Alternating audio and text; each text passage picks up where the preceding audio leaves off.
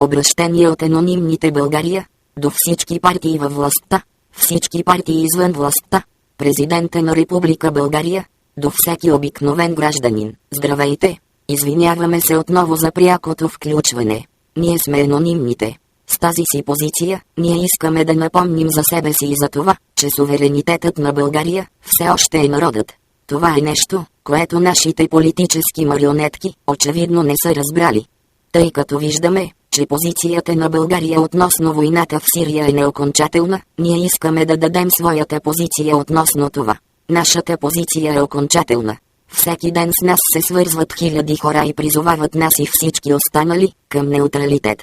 Страната ни, въпреки зависима по един или друг начин от НАТО и Европейския съюз, има право на избор. Нека този избор не ни въвлича в Трета световна война. Призоваваме позицията на страната ни да бъде неутрална.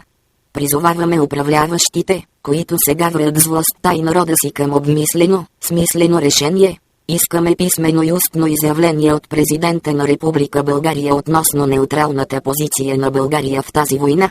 Ние не подкрепяме режимът на Башар Асад, но и не подкрепяме избиването на десетки хиляди мирни, сирийски граждани и война с Русия. Уважаеми господин президент, надяваме се в главата ви да е останало поне малко мозък и да дадете най-накрая окончателно решение, а именно България за неутралитет в позицията си относно войната в Сирия. Искаме писмено и устно изявление до българския народ. Ако не дадете това окончателно решение, ще ни принудите да предприемем действия, които да не са в плюс на нито една от двете страни. Ние сме анонимните. Ние сме легион. Ние не забравяме. Ние не прощаваме. Очаквай